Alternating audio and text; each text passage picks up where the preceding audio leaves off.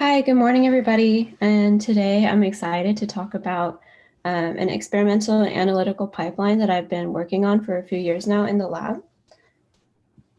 And I want to start off the talk by talking about what makes biological measurements so hard. So in any given biological system, there's a complex parts list, meaning there's a lot of different types of biological molecules that you might be interested in measuring. And each of those individual types of molecules requires a different assay to measure.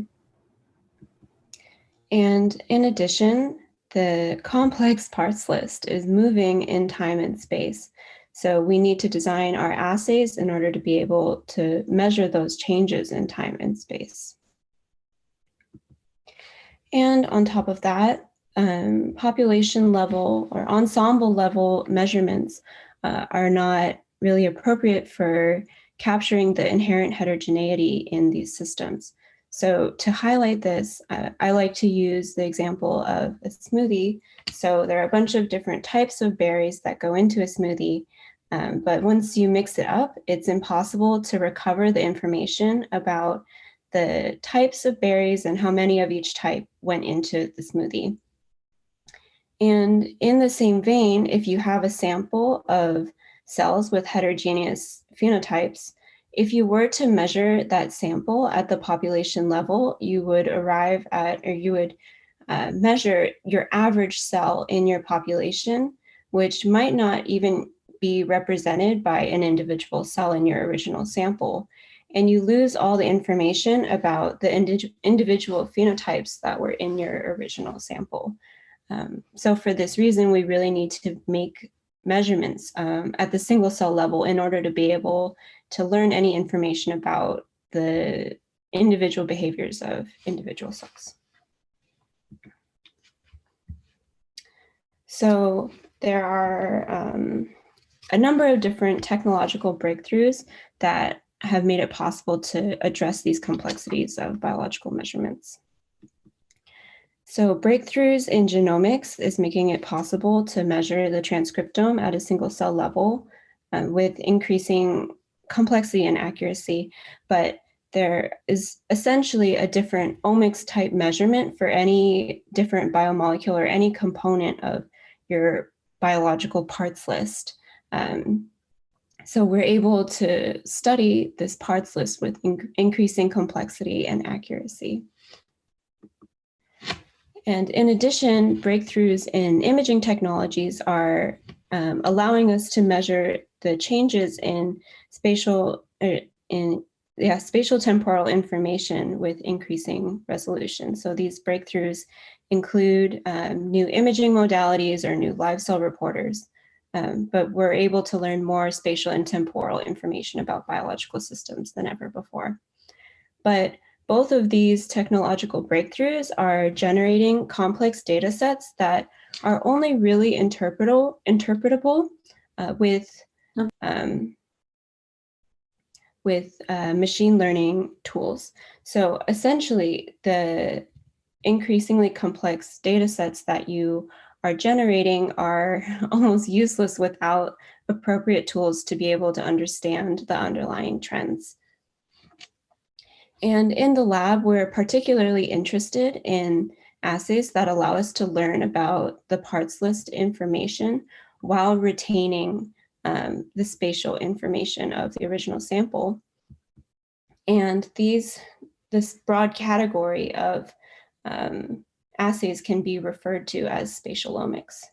So in spatial omics, you can be measuring, say, one component of your parts list, like the proteome or the genome, or you can measure multiple in the same individual sample, and that would be considered a spatial multi-omics sample or multi-omics measurement. And these are just examples of two spatial omics assays that you could multiplex in the same individual sample. And with breakthroughs in spatial omics, images are becoming a universal biological data type in that you can learn about the parts list information about the sample while retaining spatial and, in theory, temporal information about that sample. But again, in order to be able to take advantage of the breakthroughs in these measurements, you need to have appropriate analysis tools in order to, or like image analysis tools in order to be able to learn information from these assays. So deep learning, computer vision is making it possible to be able to learn this information from the biological images that we're collecting. So deep learning models can learn to recognize features in images, given images of those features and associated ground truth annotations for the location of those features in those images. And once trained, the deep learning model can detect those features in new data or new images that it receives. And the models can be iteratively improved by a human tuning the hyperparameters of the model. And one important thing about deep learning, as opposed to more classical computer vision algorithms, is that it can be more robust to different, say, experimental or imaging parameters that might slightly or might affect the appearance of the features in your images, given that your training data set is sufficiently diverse. And so with these deep learning enabled analytical pipelines, we have a number of different newer, more powerful capabilities. So with deep learning enabled cell segmentation and tracking, we're able to analyze larger data sets with more accuracy, which only increases the scale of the experiments that we can design. And also with methods like image restoration and augmented microscopy, we can learn more information from image data sets that might be inherently limited by image quality or imaging modality. And there are new breakthroughs in the ability for deep learning models to detect fish or fluorescent spots in images that I'm going to talk about later today. So these capabilities are very important also for the more biological side of our lab as we start to develop pipelines that are really geared at understanding how cells integrate information from their environment into a cellular response. And the intermediate language that cells are encoding the environmental information that they're experiencing is signaling dynamics. So to give you an example, NF-kappa B dynamics are different depending on the identity of the ligand that the cell is experiencing. So if the cell is experiencing TNF-alpha, its NF-kappa B will respond with a pulsatile oscillatory response where the NF-kappa B in the cell oscillates in and out of the nucleus. But if the cell is experiencing LPS, the NF-kappa B will undergo just one broad translocation event or activation event. So the cell is able to encode the identity of the ligand that it's experiencing into the dynamic pattern of activation of NF-kappa B. And these examples down here highlight how the cells can also encode the strength of the stimulation that it's receiving into the dynamic pattern of activation of different signaling molecules. And we know that the dynamic pattern of activation is consequential for the cellular outcome. So again, with the NF-kappa B example, if the pattern of activation is oscillatory, it will trigger a panel of different inflammatory response genes, versus if there's one big translocation event, it will stimulate a different set of genes, more adaptive immune response genes. So therefore, we know that cells are integrating the stimulation that they receive into this intermediate language that is signaling dynamics and decoding those signaling dynamics into a cellular response. So researchers have previously developed pipelines or experimental pipelines in order to be able to measure or understand how cells are interpreting environmental information into a cellular response. This is an example that Dave, or Professor Van Valen, has previously worked on that is aimed at understanding how NF-kappa B dynamics are consequential for patterns of gene expression in transcriptome. So essentially, cells are integrating information about the LPS stimulation that they're receiving. NF-kappa B dynamics are an intermediate language that are decoded into patterns of gene expression, which we can use as a proxy for the cellular outcome.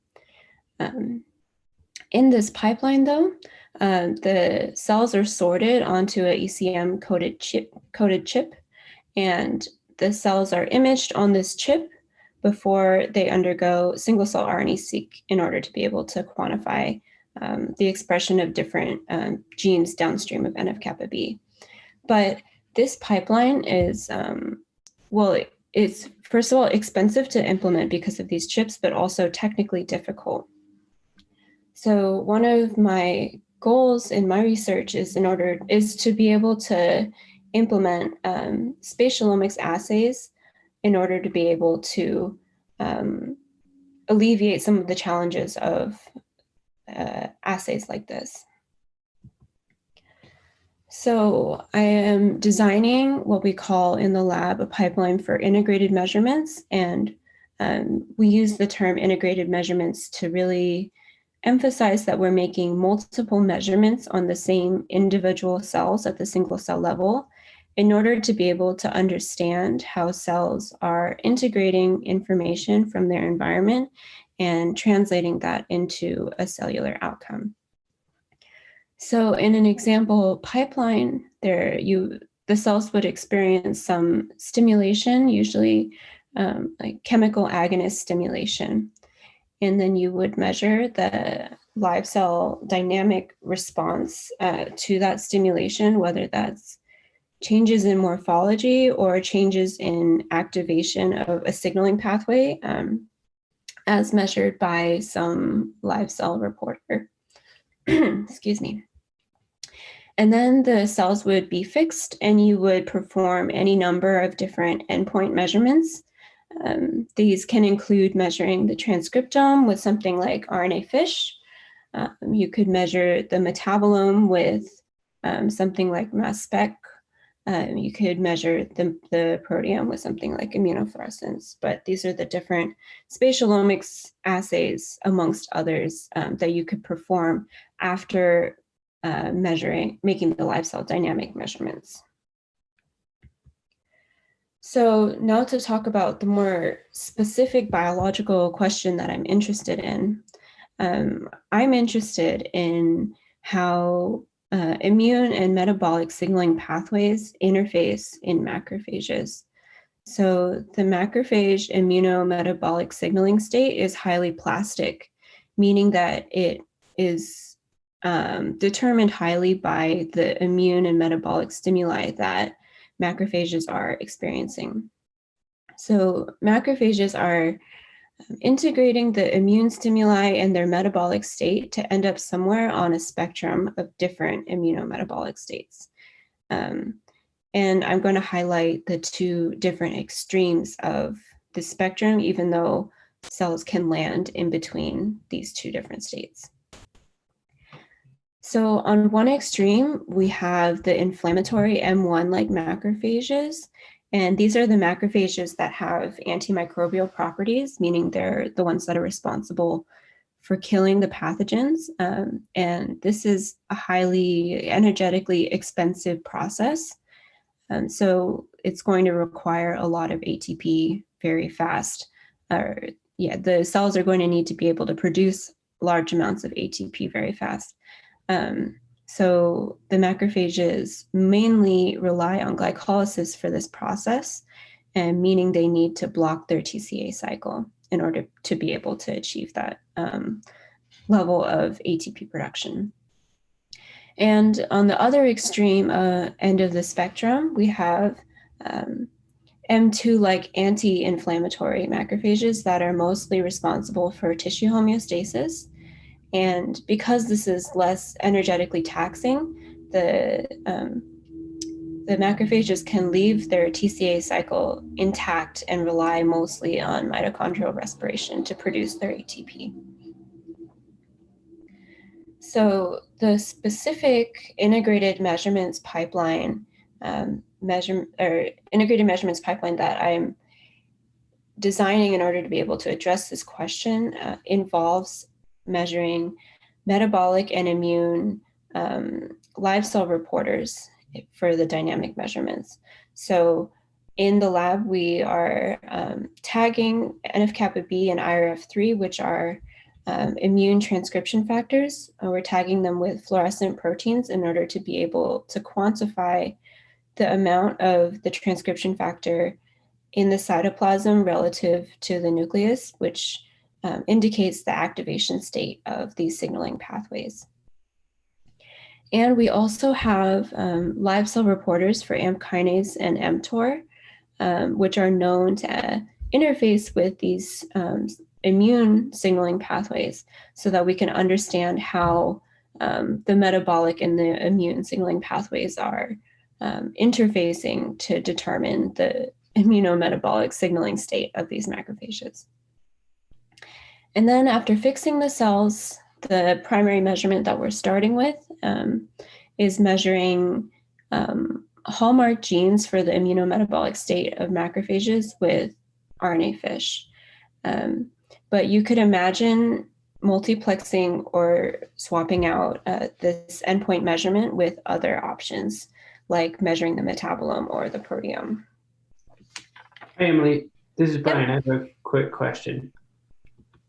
So this is super cool. I wonder if, and maybe you'll get into this, or maybe this is like too technical, but so for gene expression measurements, for example, depending on the specific platform that you're using, those measurements are often made at like super high magnification, whereas some of the live cell dynamic measurements might not need ultra high magnification. Right.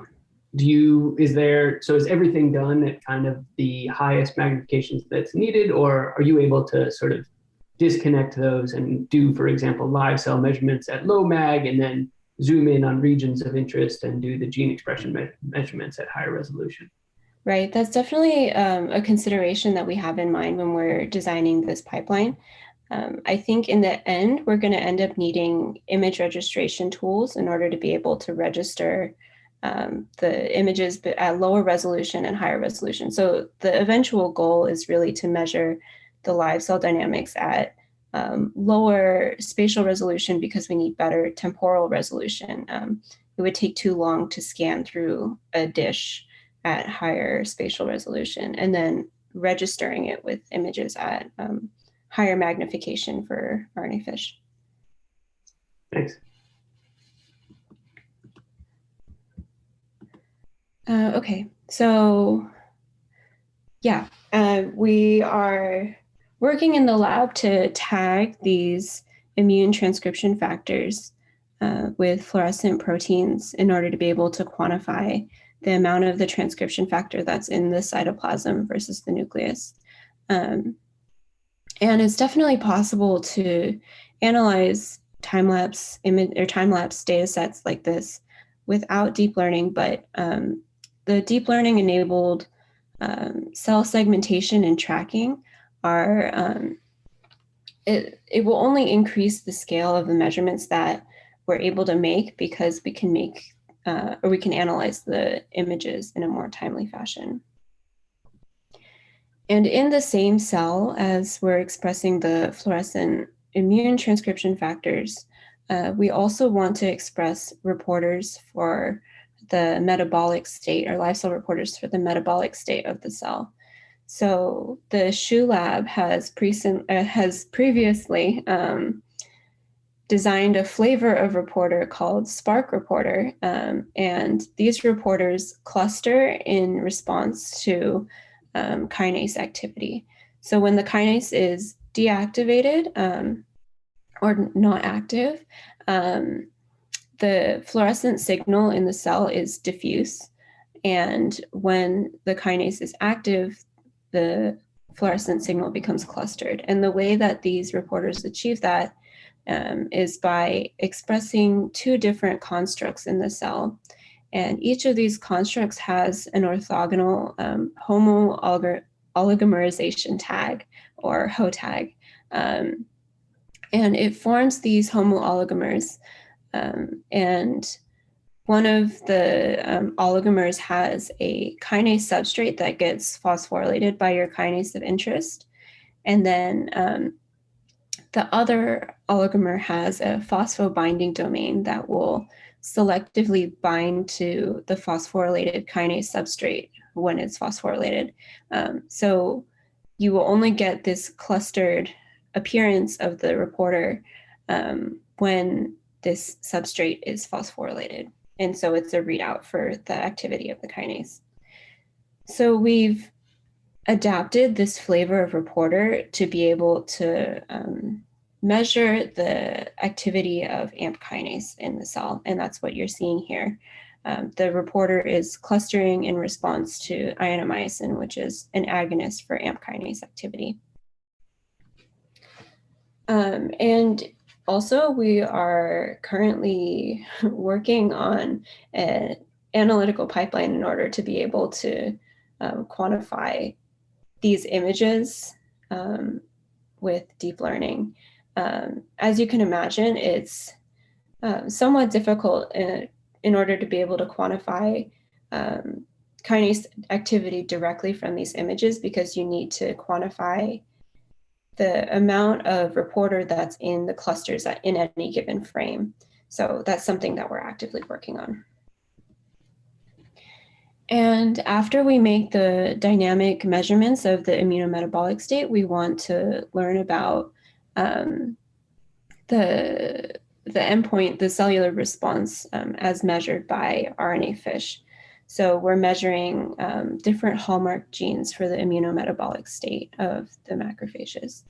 And this is just an example RNA fish image, but in order to be able to quantify RNA or gene expression with RNA fish, you need to be able to count the number of individual spots in every cell in every frame. And you could quickly see how this would become prohibitive to do by hand, because it's just too time intensive. There are too many spots in every image, and they're too small in order to be able to quantify RNA fish images by hand. An alternative is that there are a slew of different classical spot detection algorithms that exist to detect spots like RNA fish spots. And I won't go over all of the details of each individual algorithm for the sake of time, but they each have different quirks that make them good or better or worse at detecting different types of spots, whether that's spots at the edge of the image, spots that are close to one another, spots that vary greatly in intensity. Each of the classical algorithms is going to produce a slightly different annotation set or set of spots that it's able to detect. And so this is highlighted with this example image. You can see in this particularly difficult part or region of this image, the different classical algorithms disagree greatly on what is considered a spot.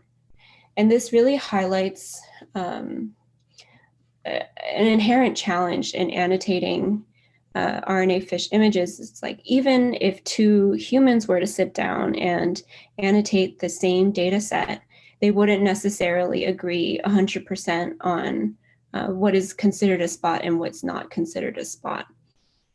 And this is even more of a problem than if you were to annotate other features, because the spots or other features, like if you were to perform cell segmentation or a different annotation task like that, because the spots are so small and it makes the ground truth location of the spots in any image inherently ambiguous. So our goal is to be able to create a deep learning model for fish spot detection. So this is going to allow us to, this is going to allow us to annotate new fish images with manual or limited manual tuning. So the classical spot detection algorithms require manual tuning of their parameters on every image. And so with a deep learning model for spot detection, we could analyze larger fish data sets in a more timely fashion. And hopefully, given that the training set is sufficiently diverse, the deep learning model would be more robust to different, say, experimental conditions or even like different regions of the image. It would be more robust to changes in appearance of the features in the image. But in order to be able to achieve this, we need high quality ground truth annotations for the location of the spots in the images. So we run into that same issue that we had in the previous couple slides, that the location of the spots in the fish images is inherently ambiguous. And so this is a challenge that we're addressing today. So one option for addressing this challenge is to train the deep learning model with simulated spot images. So the way that you would create a simulated spot image would be to take an image of autofluorescence in the cell and also take an image of simulated Gaussian spots and overlap the two to create an image that resembles experimental fish images. But these simulated images will never fully capture all of the nuances that you would expect in experimental fish images. And you would always expect a model trained on perfectly annotated experimental images to outperform models trained on simulated spot images. So this is the method this is an outline of the method that we are using to approach as perfect annotations on experimental images as possible. So you start with a set of RNA fish images and you annotate them with as many classical spot detection algorithms as you can. And with all of those annotations from the different classical spot detection algorithms, we assume that the consensus between all of those different annotation sets is going to be more correct than any of the individual annotation sets. So in order to be able to find the consensus between these different annotation sets, we're going to use weakly supervised generative modeling in order to make this ideal annotation set that's going to be more correct than any of the component individual annotation sets that went into it. And using this final annotation set, we're going to train a deep learning model for spot detection. And I want to highlight again that in order to implement the classical spot detection algorithms, you need to tune the parameters of those algorithms on a per image basis, because these algorithms are relatively brittle in that they require a different parameter set for every individual image. So it's very time intensive in order to be able to implement them. So I did create a GUI in order to create the the training set, all of the different component annotation sets from classical algorithms to go into the weakly supervised model. Emily? Mm-hmm. Do you also have to tune those settings across individual images, like across the field where illumination variation or other sort of larger scale effects take place? I've never done that before, but I will say for one particular example called peak local max, it doesn't consider the local neighborhood of intensity. So if you do have uneven illumination, it will struggle to, there's not a single parameter set that will detect the spots with the, like in the region with higher background illumination and ones that detect the spots in the lower the lower intensity region of the image. So I would say the easiest way to address that is flat fielding the images before they go into the classical algorithm. Okay. And along with that, and at the risk of maybe starting to swallow our own tail, do you have enough of these sort of settings for individual images that you could start to do a fairly simple, maybe shallow image network to produce reasonably good settings to get a weakly supervised signal? I don't know how many of these cells you've labeled, but you understand what I'm asking. If you could, start to leverage the labeling you've done, or the settings that you've done, to then build an image network that can produce reasonable settings for spot detection, and then feed that into a more complex or holistic, I guess, spot detector training set. I mean, I don't know how many you've labeled. That would take possibly a lot of labeling. Yeah. I could see that being useful, but that isn't what we ended up implementing, but I could see that being useful. Yeah. All right, thank you.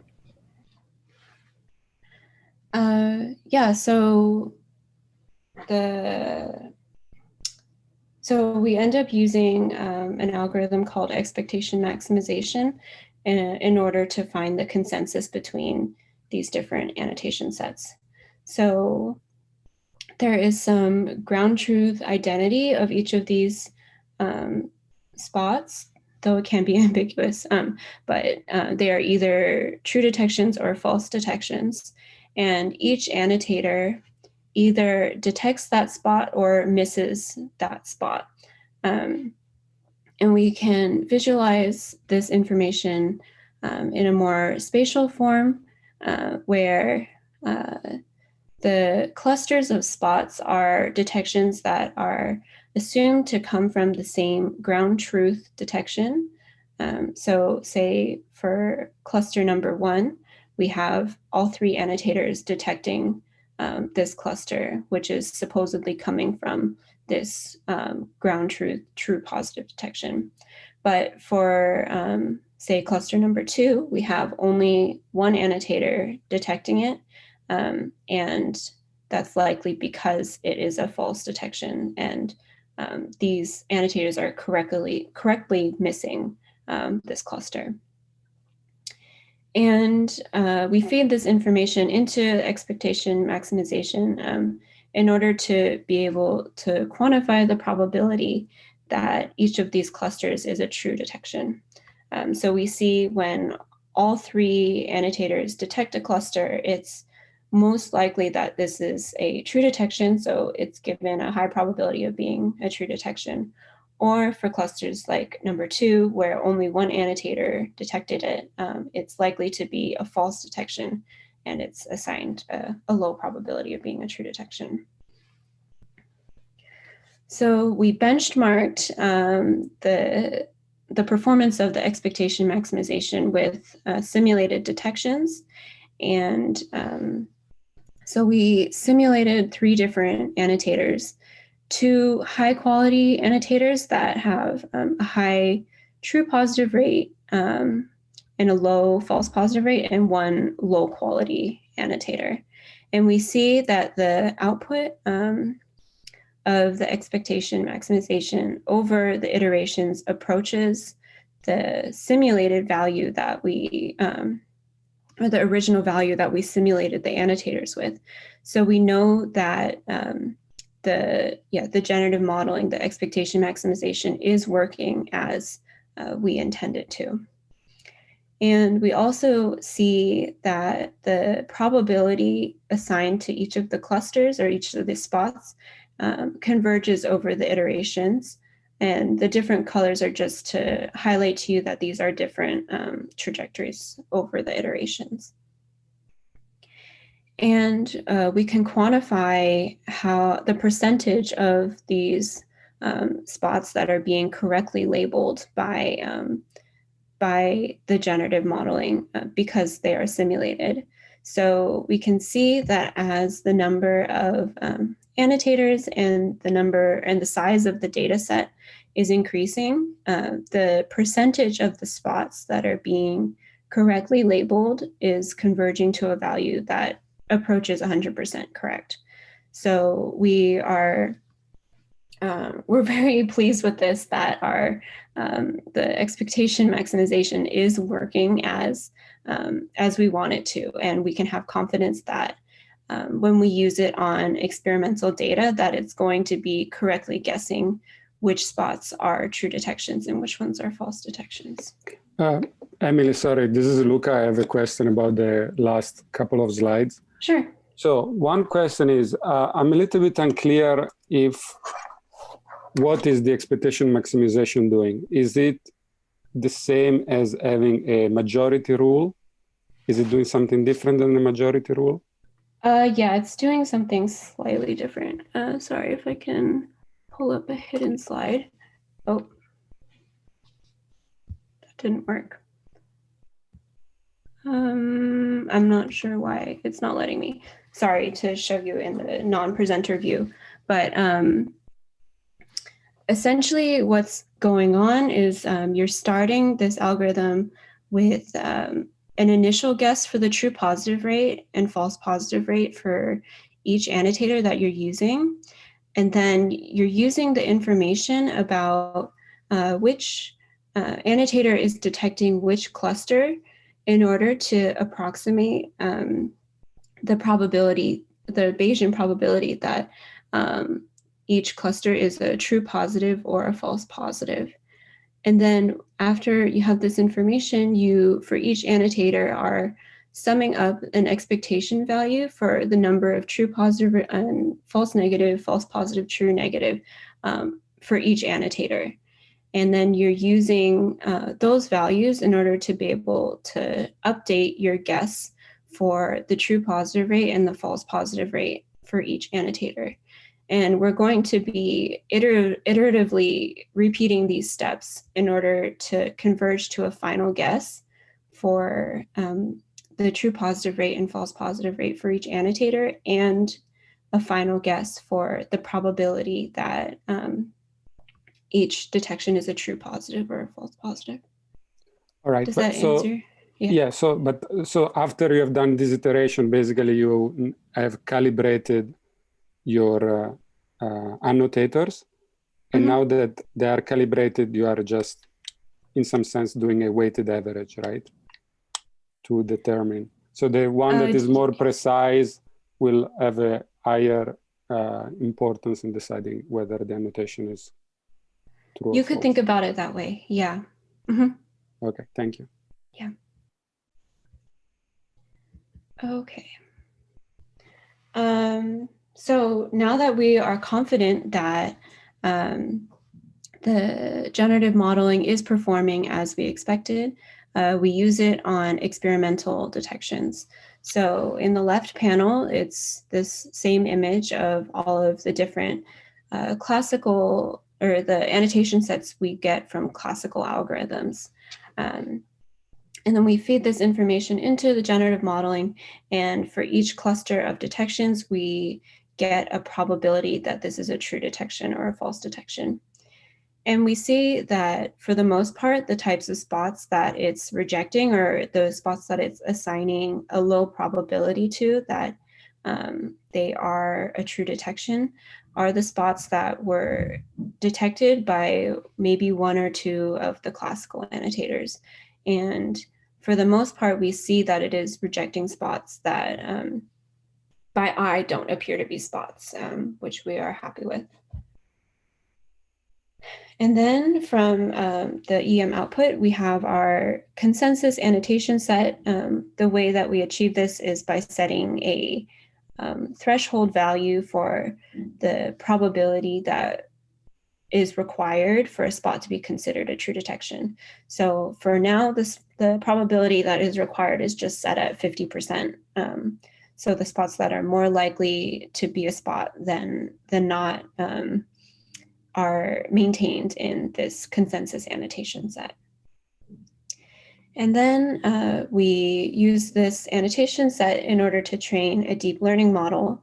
And the deep learning model output, or it outputs a pixel-wise probability that there's a spot in any given pixel. So we are pleased with the output, and when there are like erroneous detections like the one here, the probability that is output in these pixels is not in the same range as the high probability assigned to these pixels where there is a corresponding spot. So when we eventually convert our pixel-wise prediction for the probability of spots in any given pixel, these erroneous detections don't end up being considered as detected spots because of we set a sufficiently high threshold to exclude these erroneous detections. And we can see that the ground truth locations of these spots and the spots detected by the deep learning model are in good agreement. So we're excited with the quality of the deep learning model, and we look forward to incorporating it into a larger RNA fish analysis pipeline that is going to include other steps such as cell segmentation and image registration. So to summarize again, we start with our original RNA fish image. We annotate with each of our classical spot detection algorithms. We use the weakly supervised generative modeling to reach a consensus annotation set. And we train a deep learning model with those consensus annotations. And we can compare the performance of this model against a deep learning model trained with simulated images. So in that benchmarking, we see that the model trained on the expectation maximization output outperforms the model trained on simulated images. And this really comes down to differences in recall. And in the final F1 score, yeah, we can see that the model trained on the expectation maximization output is outperforming the other alternatives. And these other lines in green are the individual classical spot detection algorithms that went into this consensus annotation set. So we can see that the model trained on the consensus is outperforming all of its constituent or all of its component annotation sets. And so this is true over a range of different spot densities, and we also see that it's true over a range of different spot intensities. So yeah, we're pleased with how the EM output trained deep learning model is outperforming its other alternatives. Hey, Emily? Yeah. On the previous slide with the spot densities, so that's this is Brian, by the way, so that's per image. How big is the image? So is this like how many spots per cell? Okay, so yeah, these are actually, we're benchmarking with simulated images. So it's even more impressive that a model trained on the EM output is outperforming a model trained on a like identically produced training set, the simulated images. The image size is 128 by 128. Okay. Did, Got it. So, but in your simulation, you added background noise. right. And I don't know, I guess I just, from the way the picture was taken, it looked like that was maybe real background noise from like a picture of a cell, but with no spots. But maybe that's not the case. Yeah, it was an autofluorescence image from an RNA fish experiment, but with no spots. Okay, great. And so in that, and you're using that as your simulation, or maybe you have multiple of those or something. So do you have a way to connect? I don't know what the magnification was. So the 128 by 128, do you know like approximately how many cells, just to connect this back to like when we go measure actual cells with densities that we might be familiar with in terms of spots per cell?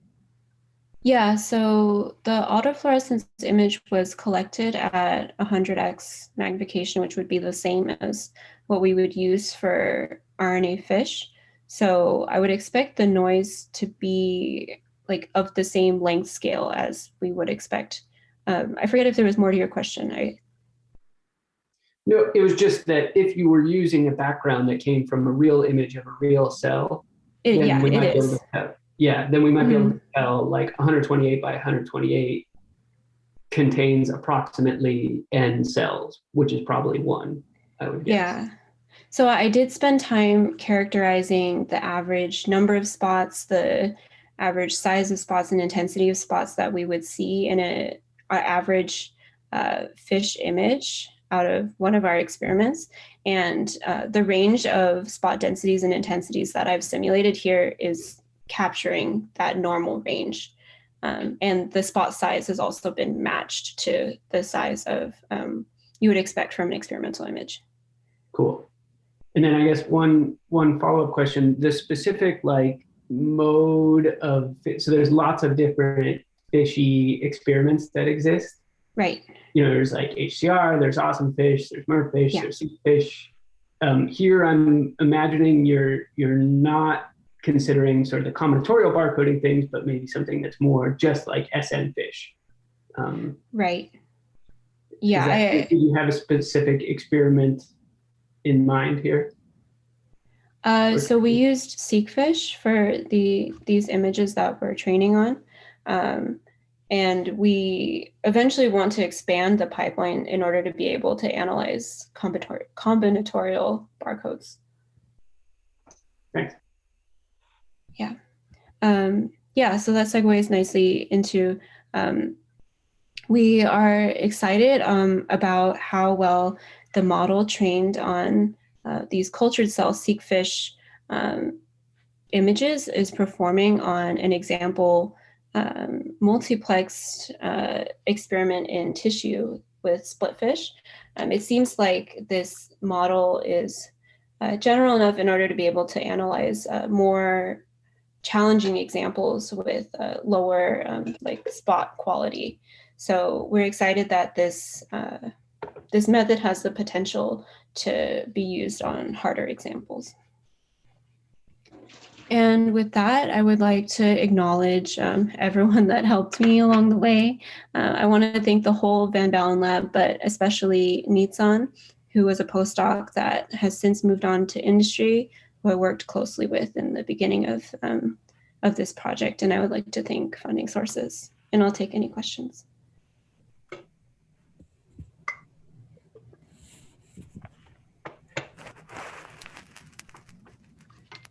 This is Luca again. I want to say that your work is very, very good.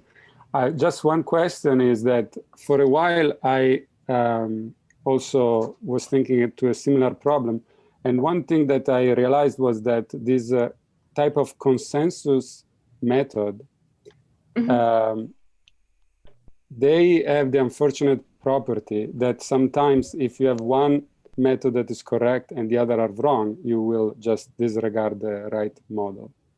right? Just because of the nature of the consensus that is by nature conservative. It pulls you towards the average, but the average doesn't need to be, sometimes it's not the best. So I'm just wondering if The last cookie. you have thought of if you have any thought about that. Yeah, so on one of the benchmarking slides, I showed that as the number of annotators increases, you approach to 100% correct labels. So it's still an ongoing effort to implement more classical spot detection algorithms to make sure that if there is some one algorithm that's throwing off the whole consensus, it will be further outweighed by having more others that will hopefully lead the consensus in the right direction. So we're starting with 3. I'm working on a 4th, and we're continuing to look for other options. Thank you for the invitation to speak. I'd say I speak for all of the junior faculty that, during this pandemic, we're very grateful for having the opportunity to share our work. And so thank you. And today I'll be talking about my group's work at the interface of biological imaging and artificial intelligence. So this interface has never been brighter, as Emily so eloquently showed. With imaging, we can now measure a large number of different things about living systems, be it signaling dynamics, gene expression, protein concentrations. All of these are now measurable with imaging. At the same time, new deep learning methods have transformed the field of computer vision. So again, as Emily went over, these methods differ from classical algorithms in that they learn how to perform a task from labeled data. And as these methods make their way into life sciences, they're fundamentally changing our relationship with imaging data by letting us extract quantitative information from images with an ease that was previously impossible. So a collection of tasks that can now be done are shown here on this slide, and this is really meant to represent the field's progress, not just the contributions of my group. And so these applications include cell segmentation, which is one of the focuses of today's talk, cell tracking, analyzing single molecule fish images, which Emily sort of showed a tour de force, and then also more imaginative methods like restoring noisy images, and then also interpreting label-free images. And a collection of citations is down here on the bottom right. So while there's a lot of excitement about these methods, I think the reality is that artificial intelligence and deep learning, so I'm using those two terms interchangeably, it hasn't had quite the same impact in biology as it's had in other areas of society. And the reason for this, in my view, is that we're currently in what I'm calling the Tycho Brahe era of AI-powered cell biology. And what I mean by that is the following. So Johannes Kepler is a famous astronomer. We all learn about him and his laws of motion in freshman physics. The orbits of planets are ellipses, equal areas get swept out in equal time, and whatnot. And these kind of general rules about how the world operates are sort of a scientific holy grail. I would say, for me personally, this is the pursuit of those type of rules is one of the reasons why I got into science in the first place. So while Kepler, sort of achieved his fame and notoriety, what's less appreciated are the contributions of Kepler's mentor, Tycho Brahe. So Tycho Brahe kept meticulous notes on the identities, the locations, and the movements of the planets and stars.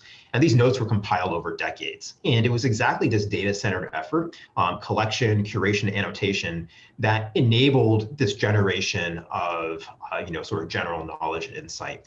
And it's exactly this phase that AI and cell biology are in now. The methods that are needed are powered by data, and data collection, data curation, data annotation. That's the step that's necessary to create the AI-powered tools of the future. And so the data challenges ahead of us are substantial. I think Emily's talk. Yes. Could I interrupt you, because I love the analogy to physics. Yes. So, like the third chapter in that development is that Newton took Tycho Brahe's 3 empirical laws and summarized them in a single theory of inverse square attraction. Yes. And like, is that just so far off for biology that we shouldn't even think about it, or is there a goal kind of beyond Tycho Brahe?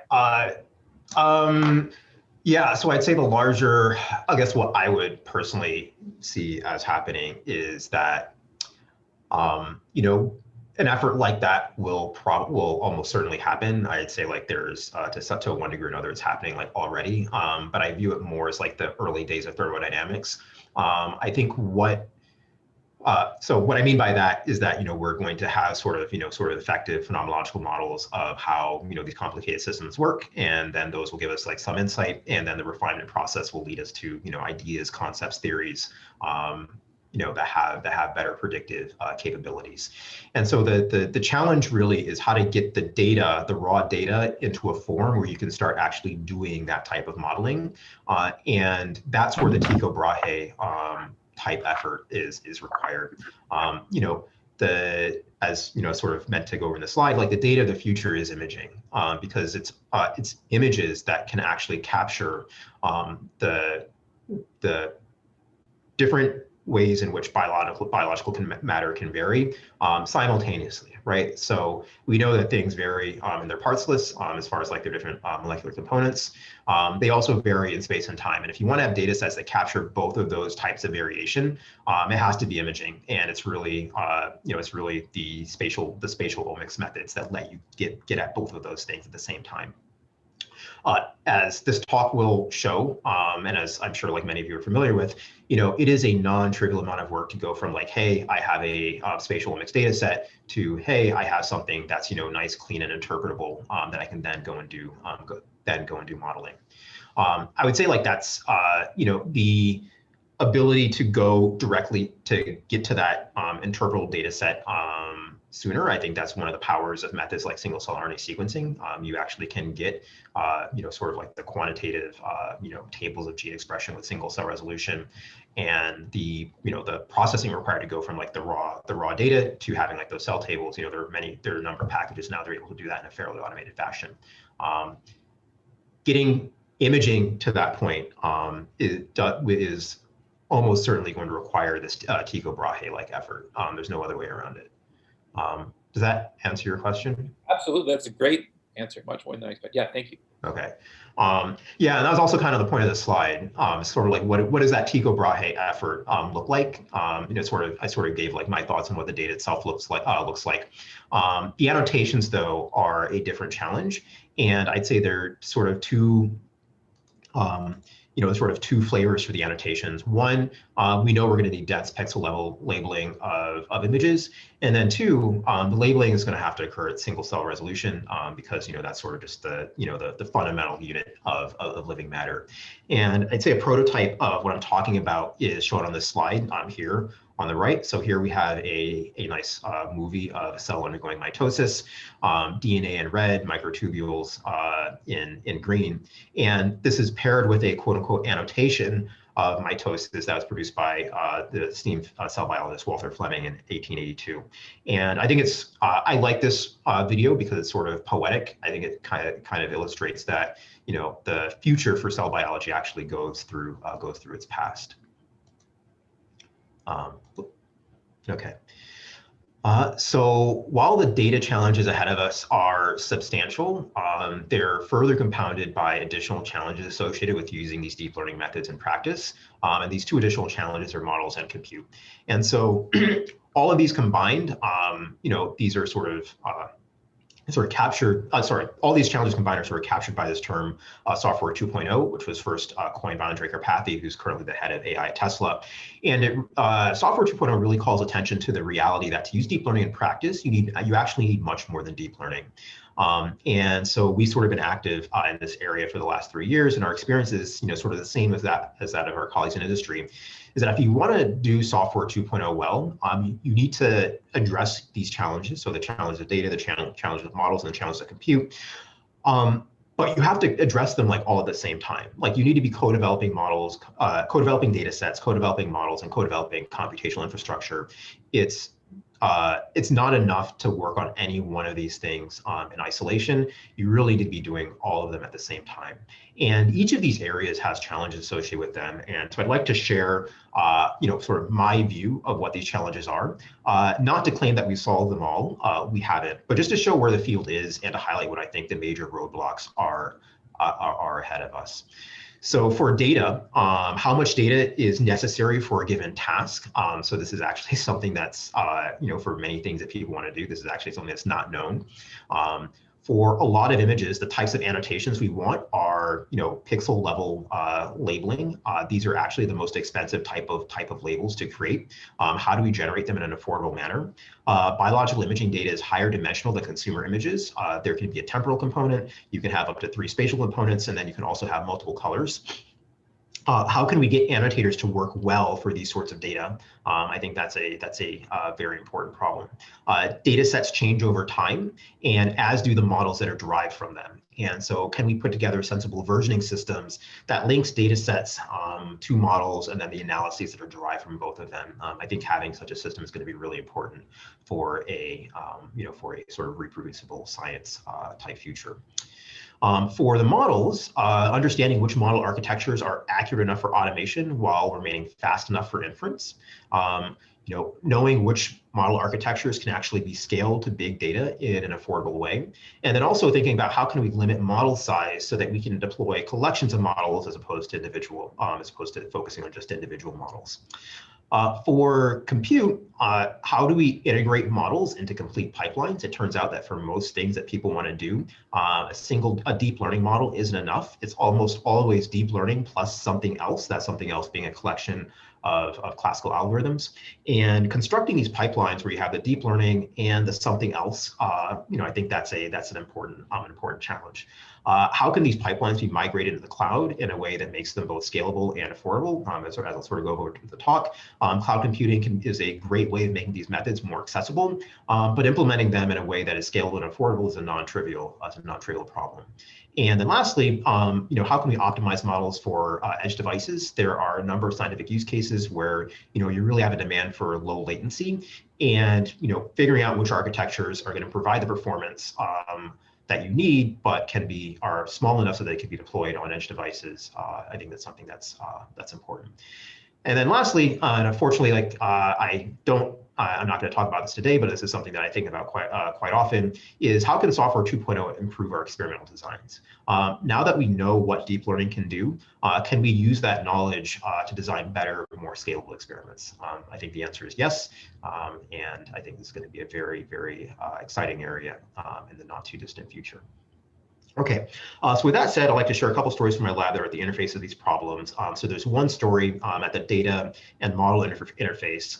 And so this is work that's been spearheaded by a fantastic technician in my lab, Geneva Miller, an amazing graduate student at Stanford, Noah Greenwald, who works with a collaborator of ours, Michelangelo, and then also a superstar postdoc, Eric Moen, who's been in our lab for a number of years.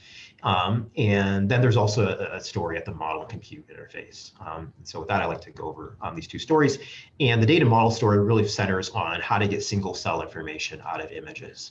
So single cell analysis is a common challenge for biological imaging experiments. So as Emily went over, part of our lab uses live cell imaging to understand how cells encode information about their environment. And so in these movies, cell expressive fluorescent reporter that reports on a particular signaling pathway, either through the amount or the location of fluorescence. And so to analyze these movies, what we need to be able to do is identify cells in every frame and then link them together over time.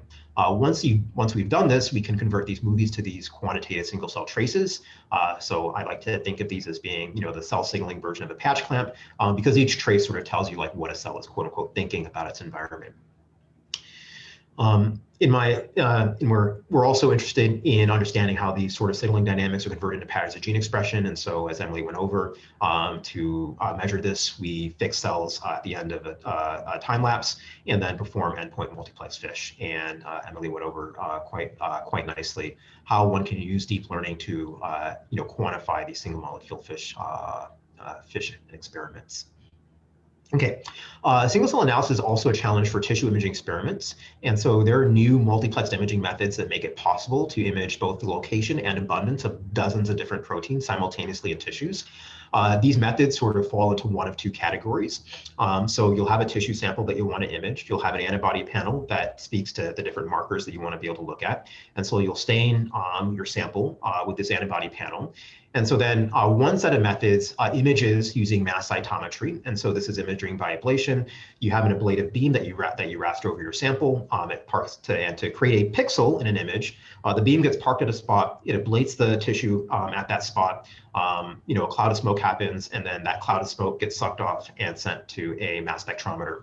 And the labeling that happens for the antibodies in this case are with mass tags. And so you end up getting a mass spectrum for each pixel. And by rastering this beam over your sample, in this way you can build up an image. The second set of methods is effectively multiplexed immunofluorescence.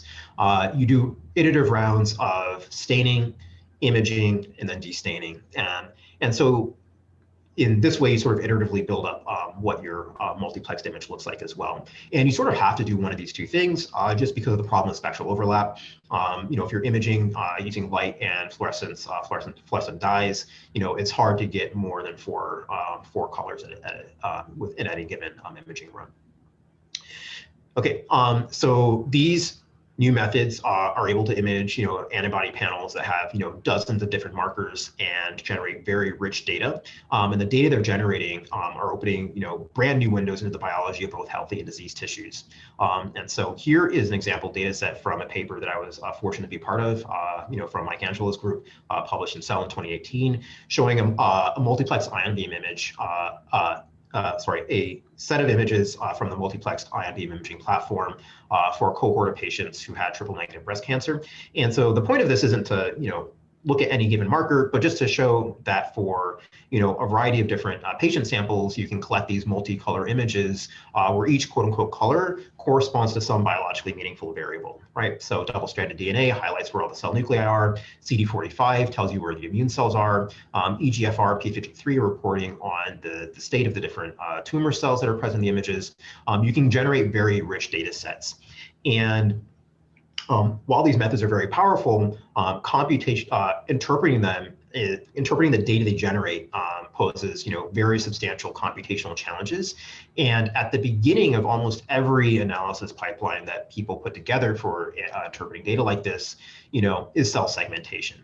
What someone has to do is go into images like this and then say, okay, so this is the image of the cell nuclei, and say, okay, these set of pixels belong to cell number 1. These belong to cell number 2, these belong to cell number 3, cell number 4, cell number 5, and whatnot. If you do this, then what you can do is then, for every cell, you can ask how much of each marker is it expressing, and then this lets you do downstream analyses like determining cell type, cell state, spatial patterns, and whatnot. And so here, this is an example of one such analysis where, we've highlighted the different cell types, tumor cells, different immune cell populations, and whatnot in different colors. Okay, so this is great, but there is a problem. I'd say it's sort of an elephant in the room for this entire, for this tissue imaging community, which is that the computational analyses that people have done and the way in which cell segmentation is done is, just generally speaking, inadequate.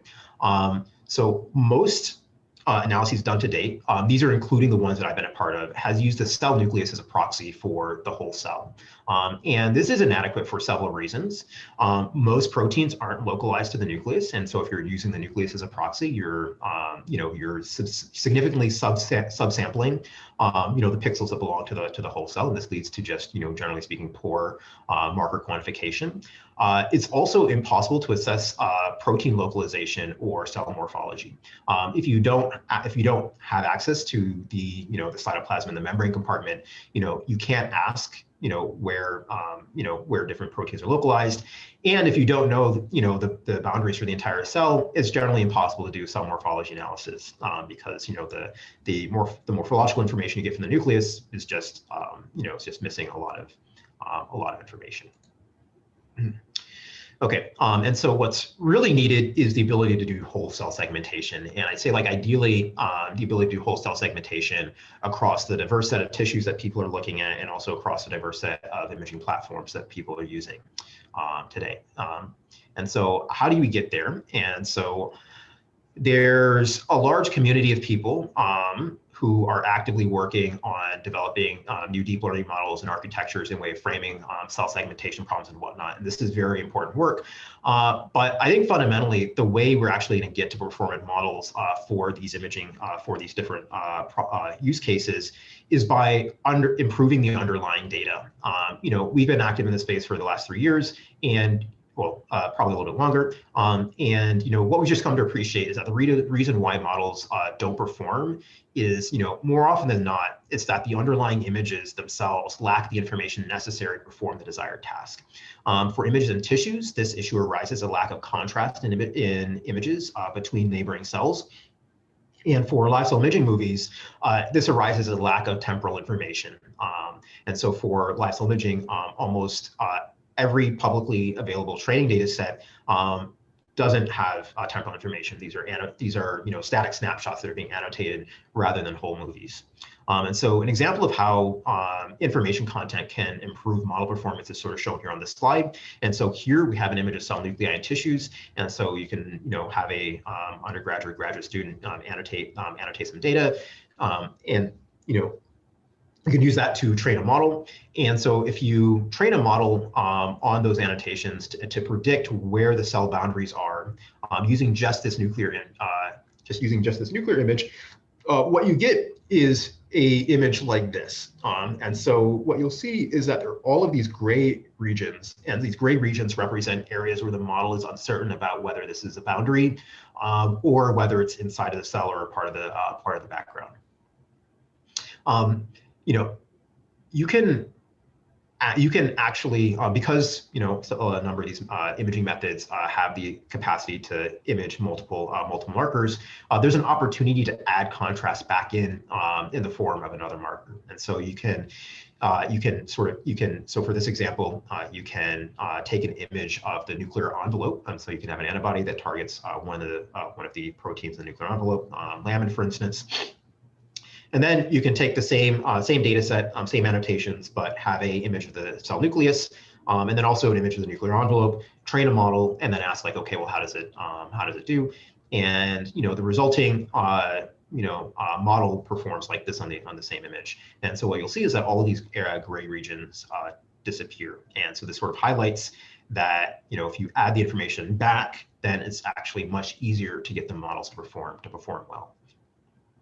Okay, so here we arrive at our first story. So working with Michelangelo at Stanford, we set out to solve the problem of whole cell segmentation in tissues with deep learning. Our starting point was collecting data from different platforms and tissues across the community.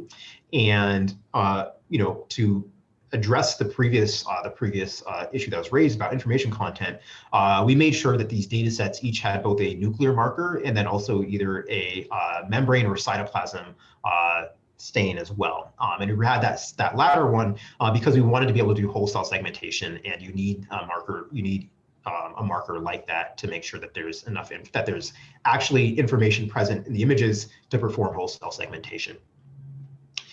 And so you know, we compiled this data set, and you know, the remaining challenges. Well, let's say the remaining challenge. You know, folks were quite eager to share their data with us. But once we had the data compiled, a big problem was annotation. And I just want to show a montage of images to show the challenges that we face with annotation. So you'll see here a smattering of images from different tissues and different imaging platforms. And so you'll see that cell morphology varies quite considerably, both across and within tissues. Signal to noise and autofluorescence characteristics vary across imaging platforms. Cells can be, you know, sparse, or they can also be tightly packed. And in some tissues, some cells don't even contain nuclei, and this is because these images are effectively two-dimensional sliced through a three-dimensional object, and sometimes the cell nucleus is missed by the imaging plane. Okay, so David? Yes. Sorry, this is Ray.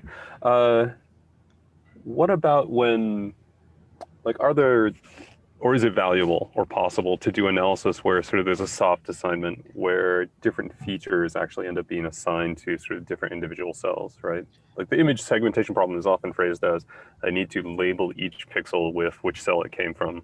Yes. But in some of these images, it's obvious that some pixels are shared. there are multiple cells contributing to whatever the signal is visible there. Yes. Is it still possible to do, or I mean, is the technology to the point where we can sort of do mixed models of which cells are contributing to which pixels, which particular features are contributing to different pixels? Yeah. So we took the former route for this. So when we went through the labeling, we basically said, okay, we're going to assign each pixel uniquely to a particular cell. Okay. The more general problem that you're proposing is possible. So there are deep learning methods that people have put together for doing instance segmentation. That's the type of segmentation that the cell segmentation problem falls into.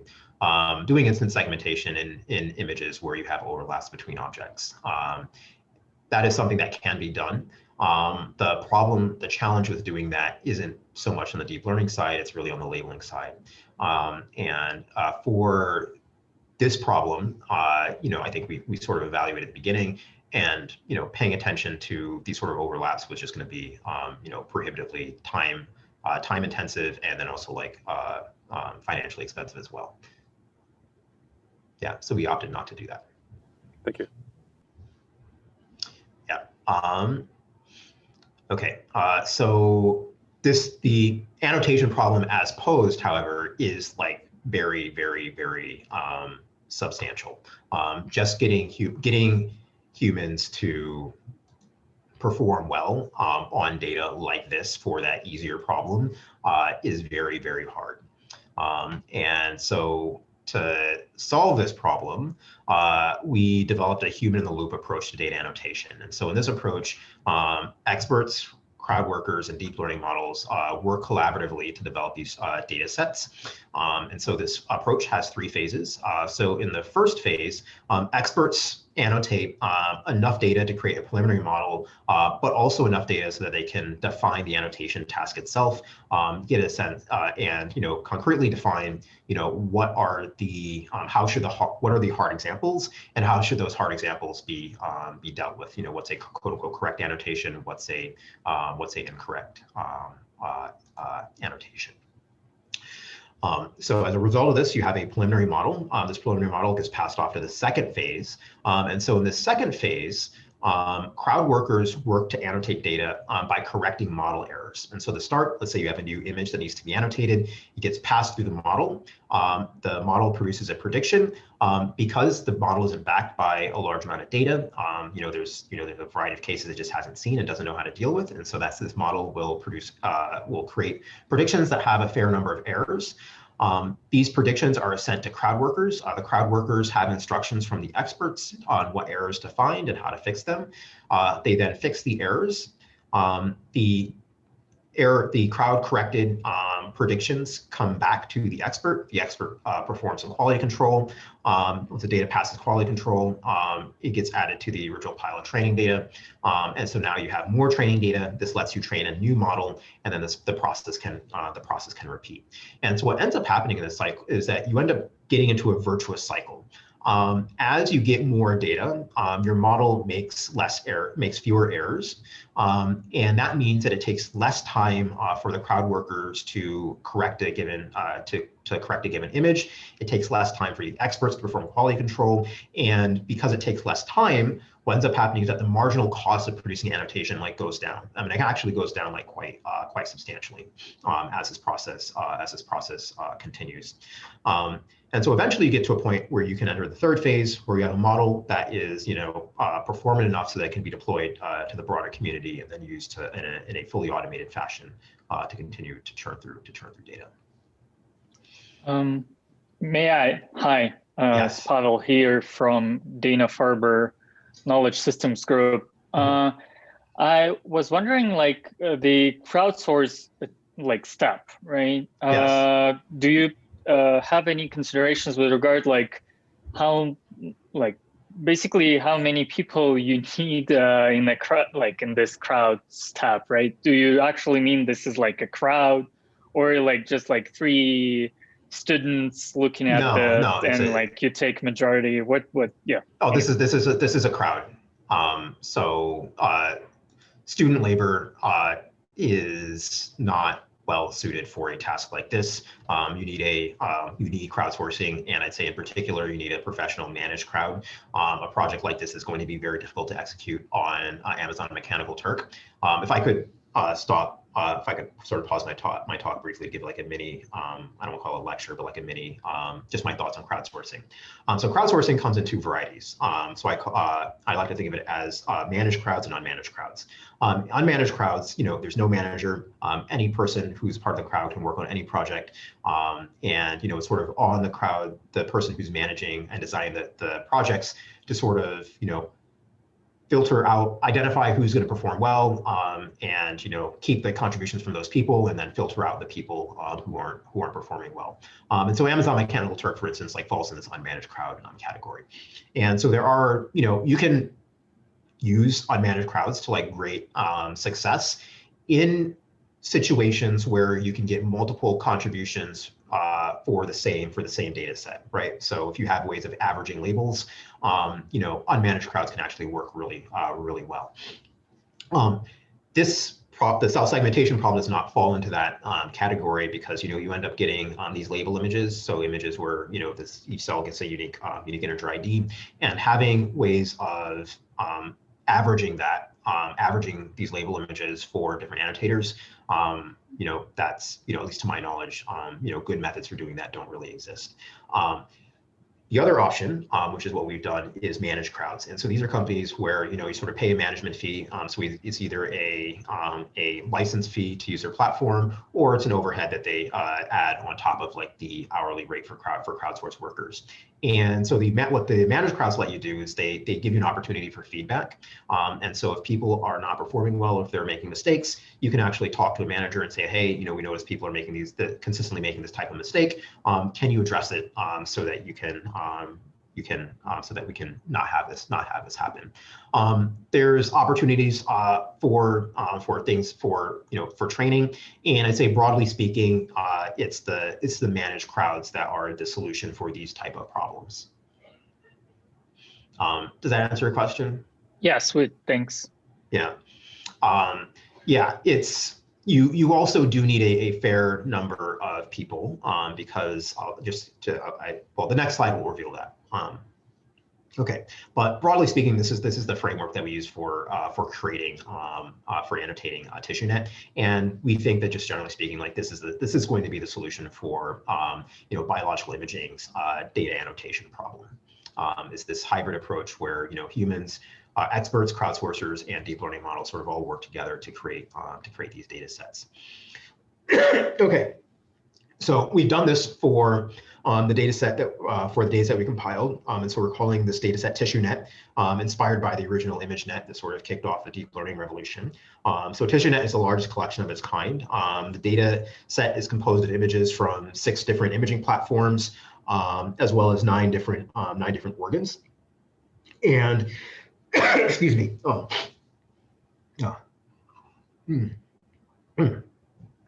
Okay. And as far as the annotations, so TissueNet consists of over 1.3 million whole cell annotations and a similar number of paired nuclear annotations as well. And so just to give a sense of sort of the scale of the effort, we sort of compared the size of TissueNet to what's out there publicly in the community.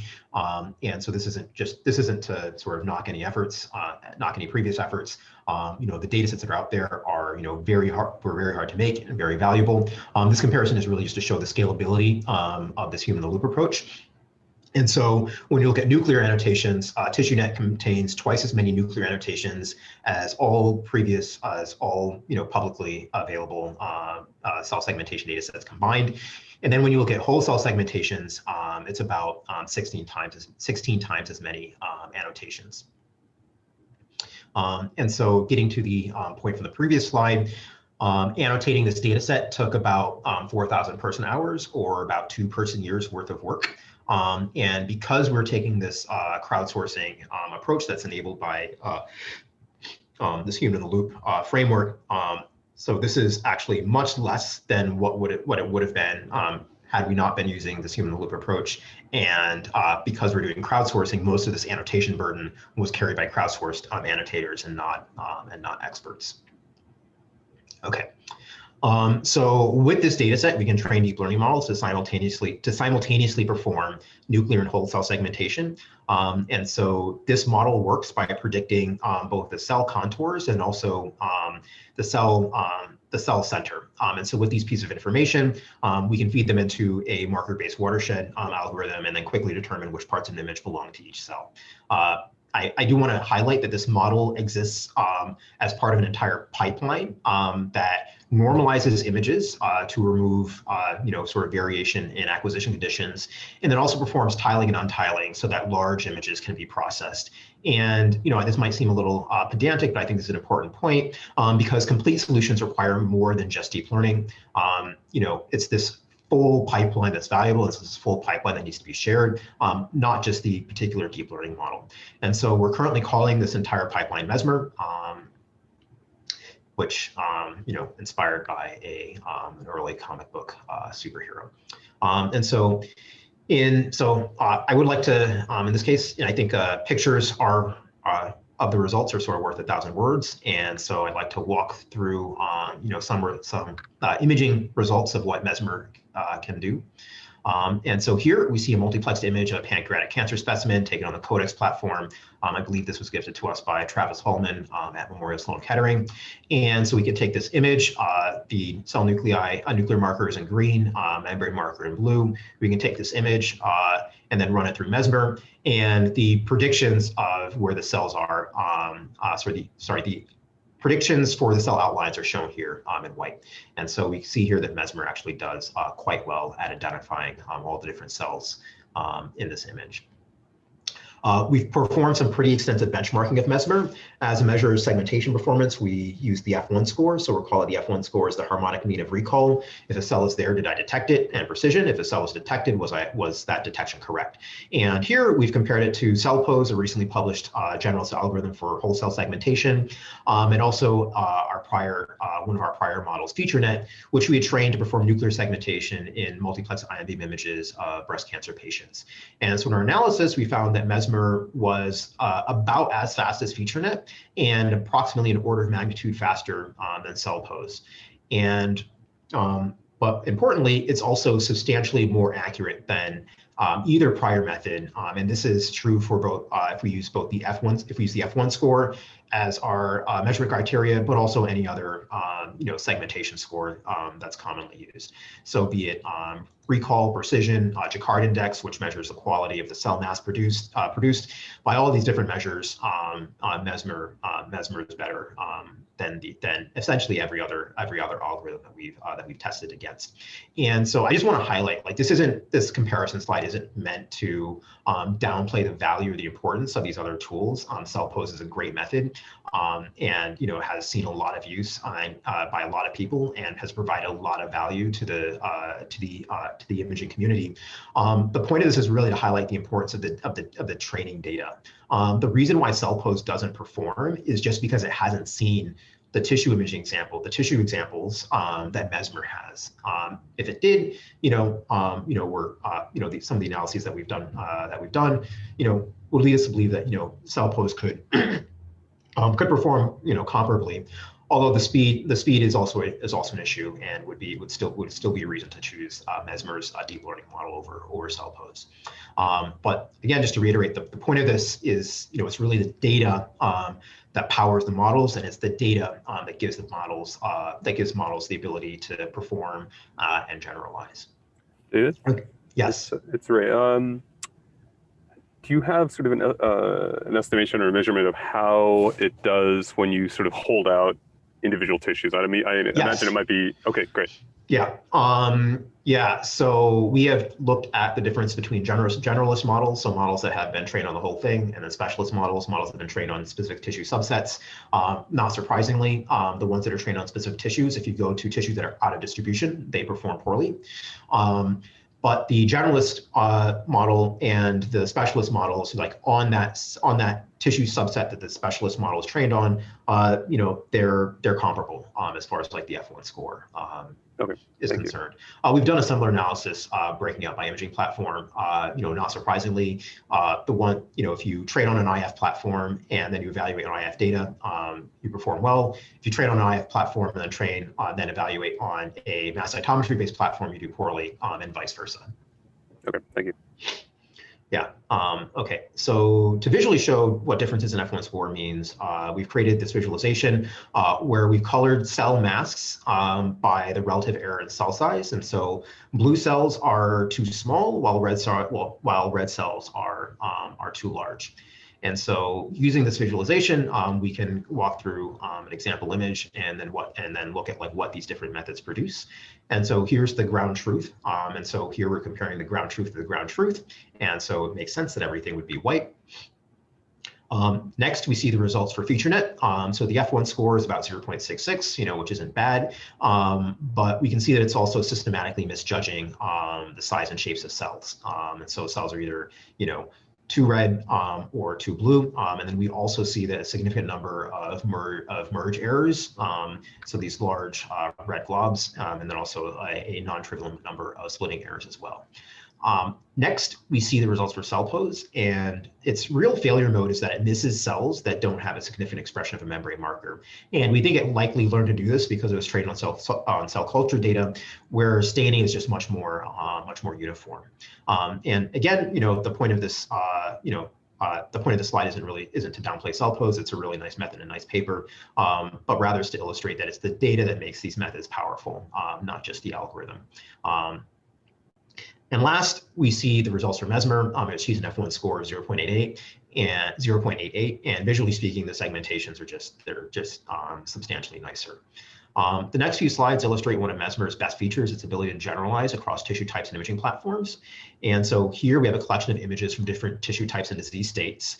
And here we have the predictions produced by Mesmer along with the associated F1 score. And so again, each cell is colored by how much the cell area differs from the ground truth, white being no difference, blue and red being large differences.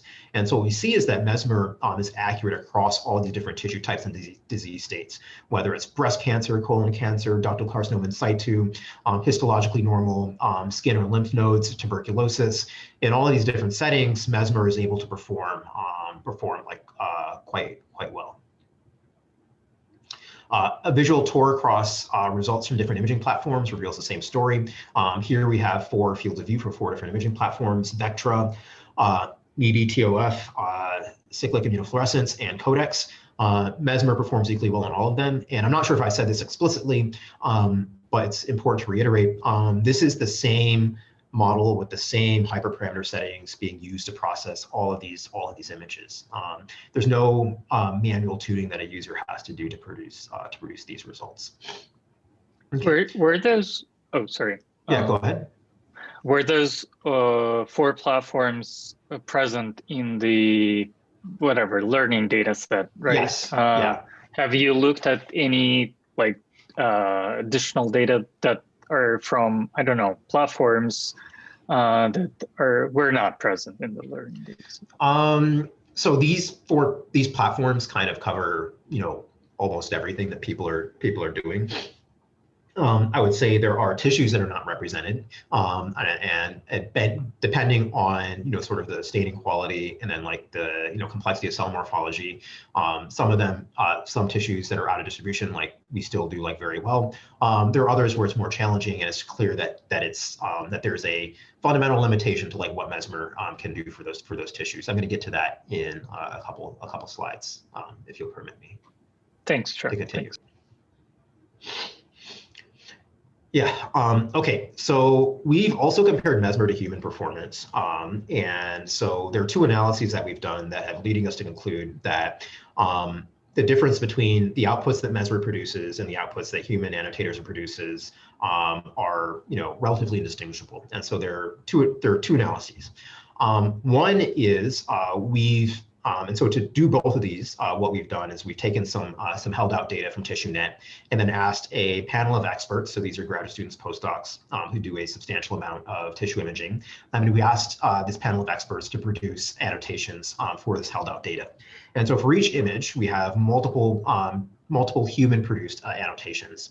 And so for the first analysis, what we did is using the F1 score as a measure of agreement, is that we compared what's the agreement between different human annotators, and then what's the agreement between human and Mesmer. And so what we found is that the human-to-human agreement, and so that's shown here in this dark gray, and the human-to-Mesmer agreement, shown here in light gray, these two are statistically indistinguishable. And so that's true if we were to take the held out data in aggregate, and it's also true if we were to break it out into the different tissue subtypes, immune tissues, esophageal tissues, breast tissues, and colon tissues. The second analysis that we've done is that we actually took a panel of board-certified pathologists, people who are used to looking at tissue images, for a living and making life and death decisions based on what they look like. We showed them the tissue image, and then in a blinded fashion, we showed them, here's a segmentation that a human would produce, here's a segmentation that Mesmer produced. Tell us on a scale of 1 to 5, which one you like better. And so we then took the results and then produced a relative rating. So -2 is a preference for the human annotations, plus human segmentations, +2 is a preference for the Mesmer segmentations. And so the results are shown here.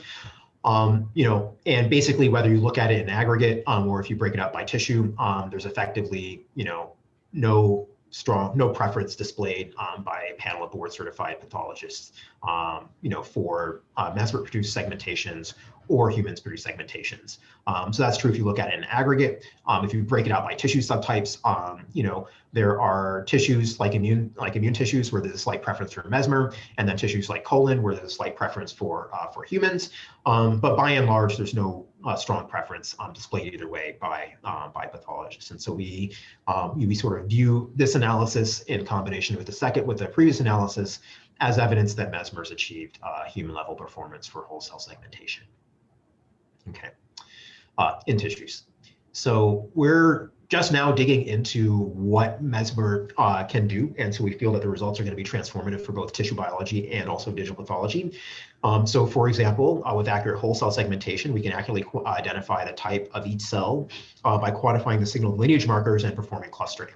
This clustering, or gating for those who are familiar with flow cytometry, does have a manual component, but this manual step is significantly easier in the absence of segmentation errors. And so here we see a tissue with T cell markers, monocyte markers, a tumor marker, and then also a nuclear marker.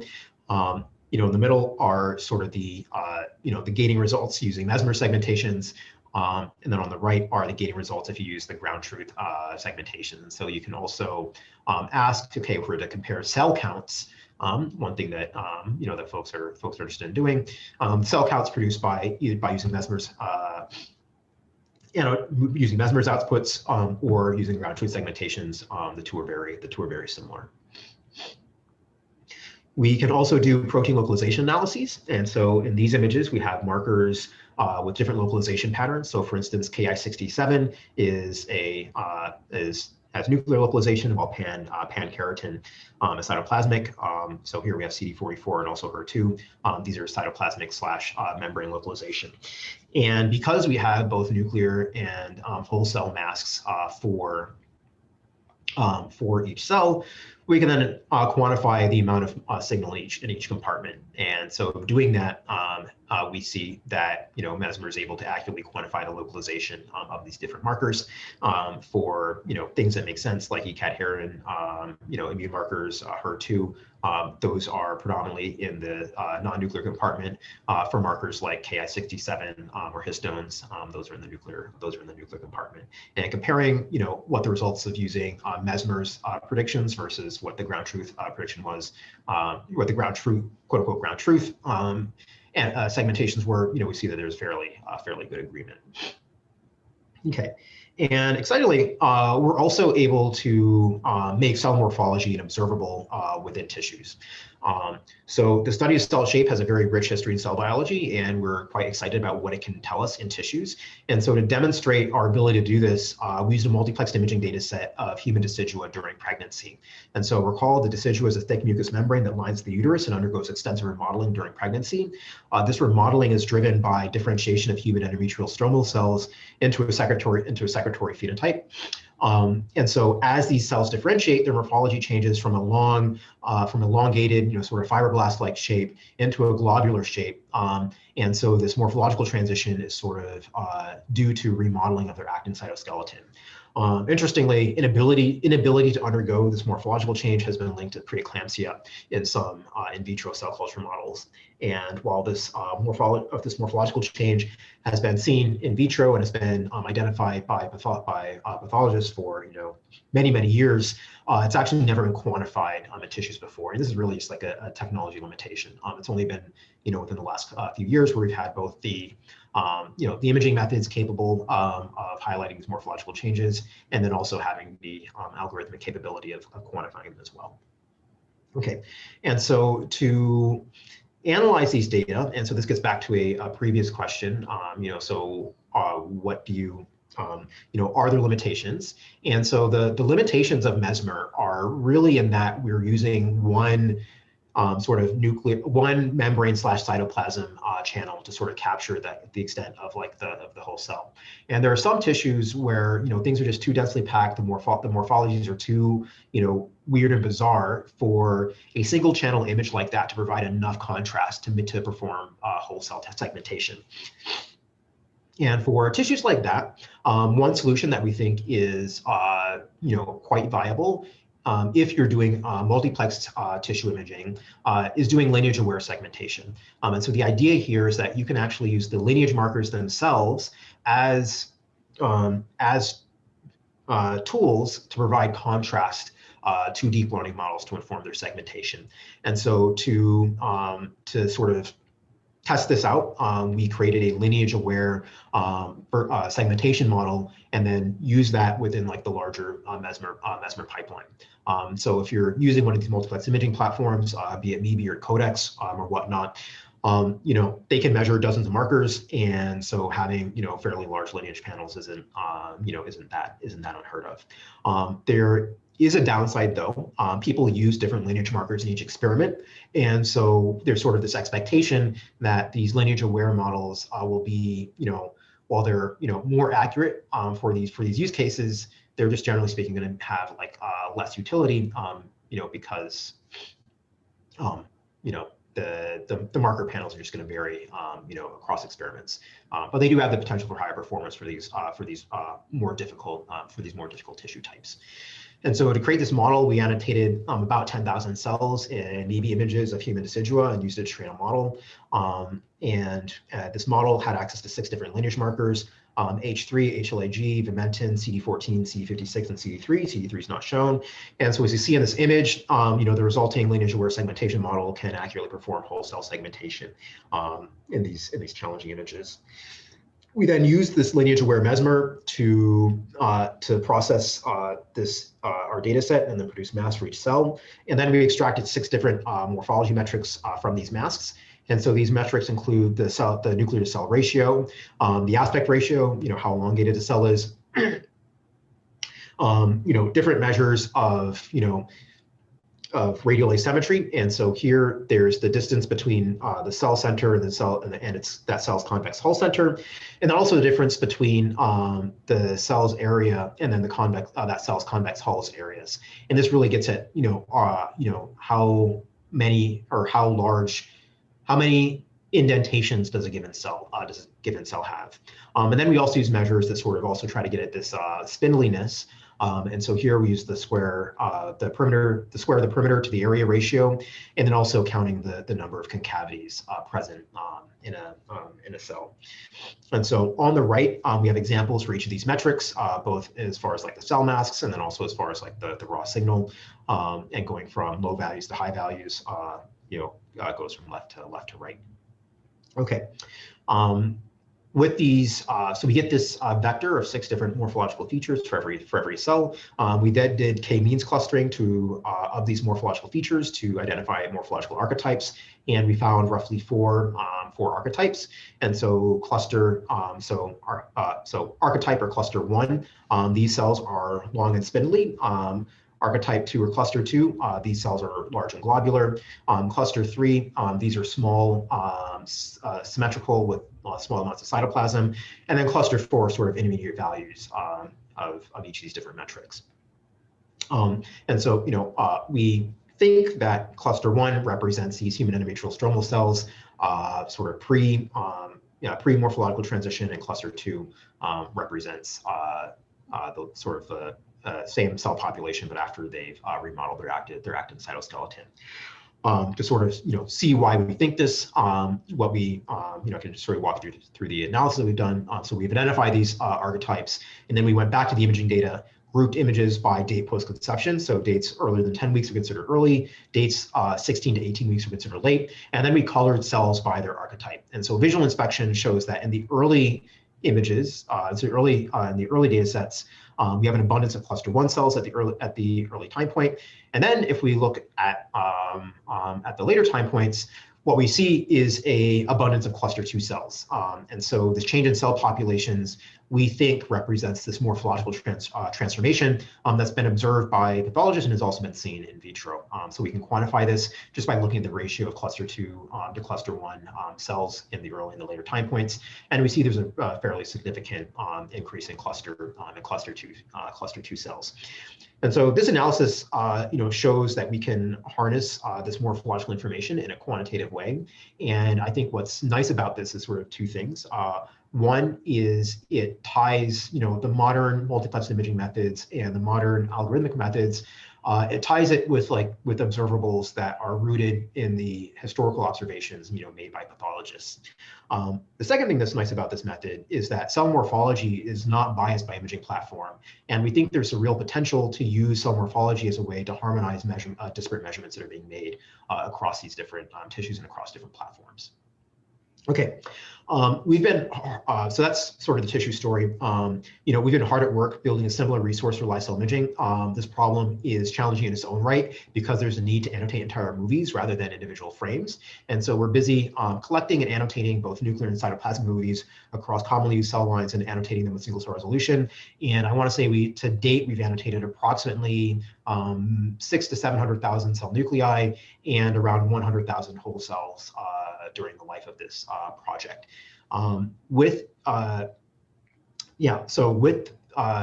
These dynamic data, we can train both segmentation models, but then also models to perform cell tracking and to construct cell lineages. So our initial approach to cell tracking using data sets like this was described in a preprint that released little over a year ago. And so here we treat the tracking problem as a classification problem, and we try to determine whether a cell in frame I and a cell in frame I+1 are either the same cell, a different cell, or if they have a mother-daughter relationship. And so our model uses information like what cells look like, what the area around them looks like, and then also where they are in an image to perform this task. The results that we've gotten even with this simple model are quite promising. And so here we see that we can both segment and track cells entirely with deep learning.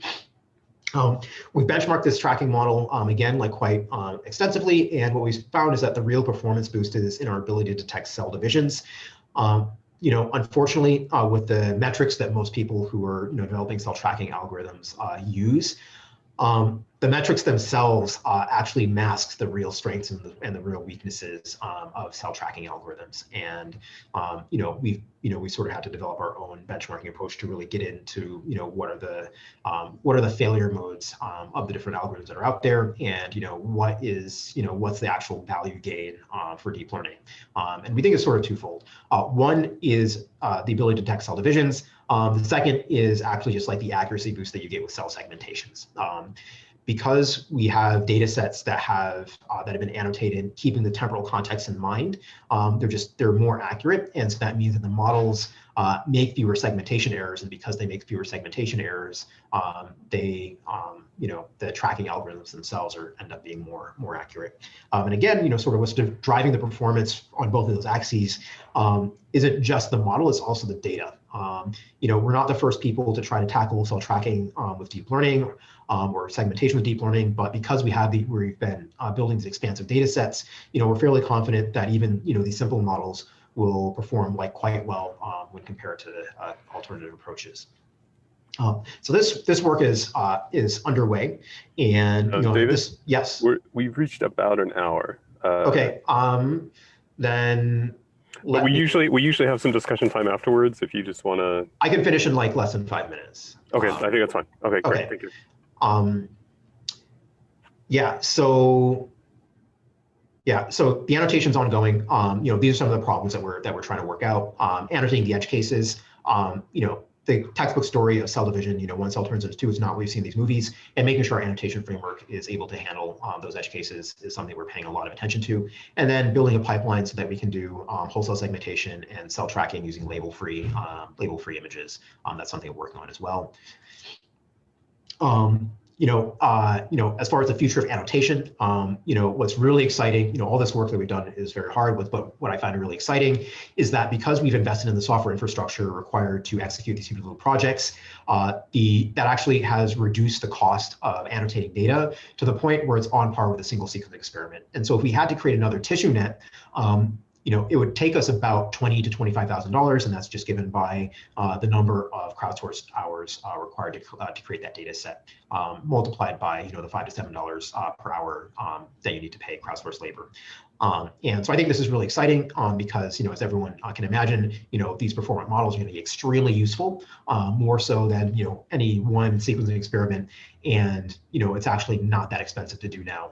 And the reason why this marginal cost is low is because we've invested in building a software infrastructure that can actually manage the life cycle of these projects, from ingesting data, compiling metadata, sending things out to the crowd for annotation, training models, deploying models. We have software, and also doing the labeling itself. We have software tools that can do all of these things. The last story I'll breeze through. This is about models compute. How do you deploy? How do you make these models accessible to the broader community? Models and pipelines aren't any good if you can't share them, and sharing them has its own challenges. Inference times are slow. You need GPUs. GPUs are often in short supply and whatnot. And so to share work like everything I've described, we built cloud native software for hosting deep learning enabled image analysis pipelines, as described in a recent paper that we published in Nature Methods. And this software can handle large volumes of data because it scales its cluster size dynamically to meet demand. If you have a large number of users who are trying to push data through, it realizes it and gets a large cluster. If you have a small number, if you have smaller demand, you end up getting a small cluster. And this dynamic scaling lets you lets you scale while at the same time controls your costs. And so the use case that so this lets either a single user process a large amount of data, or it lets a collection of models to serve an entire community. It's really this latter use case that's inspiring us. We're envisioning the software as sort of a blast for cellular imaging. Because this cluster lives in the cloud, users can submit images for analysis and then receive the results.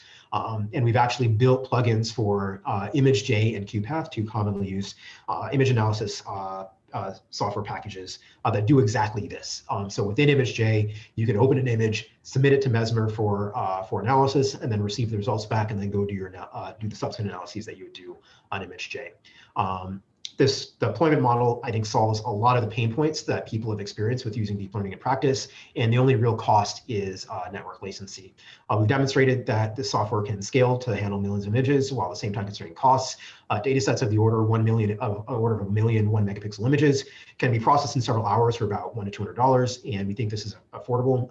And we've gone through the analysis quite extensively in this Nature Methods paper. We built the software to be flexible and user friendly, and so we can construct pipelines that have multiple models, such as cell segmentation followed by cell tracking. And again, these pipelines can be made available, either through a web portal, through a pipeline, through a plugin for ImageJ, or through a command line interface. And just to show an example of what I'm talking about, this is a video that's produced by a colleague at La Jolla. They were at part of a workshop that we were hosting. And so within QPath, they loaded their own images of tonsils, both nuclear and membrane, submitted it to Mesmer within QPath, and then they got the results back for whole cell segmentation, highlighted in yellow. So all the software described here is available at our lab's GitHub under permissive modified Apache license. Basically, if you're doing stuff not for profit, go nuts. If you're doing stuff for profit, then you sort of need a commercial license. We have software for data labeling. We have software for developing, these deep learning models for single cell analysis, and then also, software for deploying the models, in the cloud, and then also a collection of pre-trained models we have as well. If you want to interface with them using Jupyter notebooks. Again, there's also a web portal, deepcell.org, which hosts pre-trained models as well. So you can just upload images and then get the results back if you just want to try, try how these methods work on example data.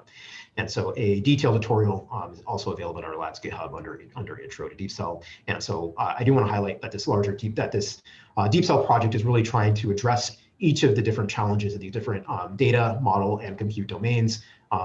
Tools for building data sets, having large-scale training data sets for cellular image analysis, having a repository where you have model architectures that will work fairly well out of the box for the different tasks, and then being able to deploy these both in the cloud and then also on edge devices. And so with that, I'd like to conclude my this talk. I'd like to thank my lab who did much of the work that you saw today. Data annotation work was spearheaded by Geneva Miller, Noah Greenwald, and Eric Moen. It's a collaborative effort, and an equal amount of work credit goes to Mike Angelo and his lab, and then also Liat Karen, who's a new PI at the Weitzman. Our lab software engineers, Will Graff and Tom Doherty, work day and night to make sure that the software they generate is robust and works. And Emily and Morgan have contributed substantially to the deep learning methods development. And lastly, Dylan Bannon was a graduate student who was responsible for a lot of our early cloud computing work. And so last, I'd like to thank our sponsors, most importantly, the Kersey Foundation, the Reed Allen Foundation, and the Susan E. Riley Foundation.